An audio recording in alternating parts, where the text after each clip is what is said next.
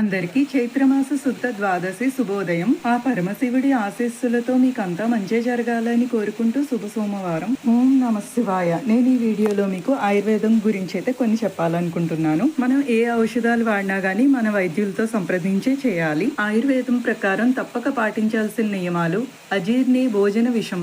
గతంలో తీసుకున్న భోజనం జీర్ణం కాకపోతే రాత్రి భోజనం తీసుకోవడం విషం తీసుకున్నట్లు అవుతుంది. ఆకలి అనేది మునుపటి ఆహారం జీర్ణమైందని సూచించే ఒక సంకేతం. అర్ధరోగహరి నిద్ర. సరైన నిద్ర సగం వ్యాధులను నయం చేస్తుంది. ముద్గదాలి గదవ్యాలి. అన్ని పప్పు ధాన్యాలలో పచ్చబెసర్లు ఉత్తమమైనవి. ఇది రోగనిరోధక శక్తిని పెంచుతుంది.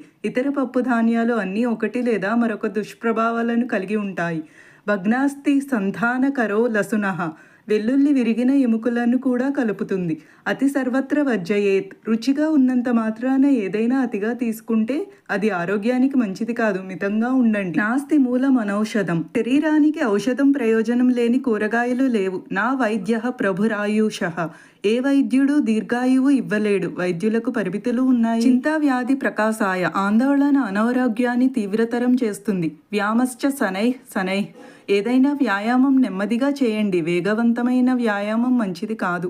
అజవత్ చర్వణం కుర్యాత్. మీ ఆహారాన్ని మేకలాగా నమలండి. ఎప్పుడూ తొందరపడే ఆహారాన్ని మింగక. లాలాజలం జీర్ణక్రియలో మొదట సహాయపడుతుంది. స్నానం నామం మనః ప్రసాధన కరందుహు. స్వప్న విధ్వంసనం.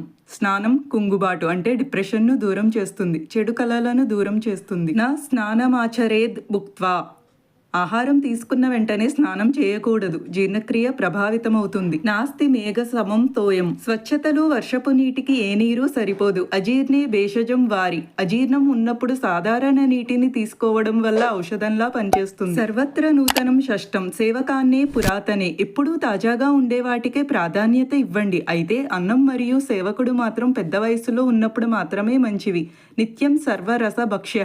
మొత్తం షడ్రుచులు అంటే 6 రుచులు ఉన్న ఆహారాన్ని తీసుకోండి. అనగా ఉప్పు, తీపి, చేదు, పులుపు, వగరు, ఆస్ట్రింజెంట్ వగరు అంటే, మరియు ఘాటు అంటే పంజెంట్. జఠరం పురాయదర్థం అన్నార్ భాగం జలేంచ వాయో సంచరణార్థాయ చతర్థం అవశేషయే. మీ కడుపులో సగభాగాన్ని ఘన పదార్థాలతో నింపండి. పావు వంతు నీరు మరియు మిగిలిన దానిని ఖాళీగా ఉంచండి. భుక్త్వా శతపథం గచ్చేద్ యదిచ్చేద్ చిరజీవితం. ఆహారం తీసుకున్న తర్వాత ఎప్పుడూ ఖాళీగా కూర్చోవద్దు. కనీసం అరగంట పాటు నడవండి. సాధుతాం జనయతి. ఆకలి ఆహారం యొక్క రుచిని పెంచుతుంది. ఇంకా చెప్పాలంటే ఆకలిగా ఉన్నప్పుడే తినండి. చింతా జరా నామం మనుష్యాణం. ఆందోళన వృద్ధాప్యాన్ని వేగవంతం చేస్తుంది. శతం విహాయోక్తవ్యం సహస్రం స్నానమాచరేత్. ఆహారం కోసం సమయం వచ్చినప్పుడు 100 పనులను కూడా పక్కన పెట్టండి, ఫోనుతో సహా. సర్వధర్మేషు మధ్యమాం.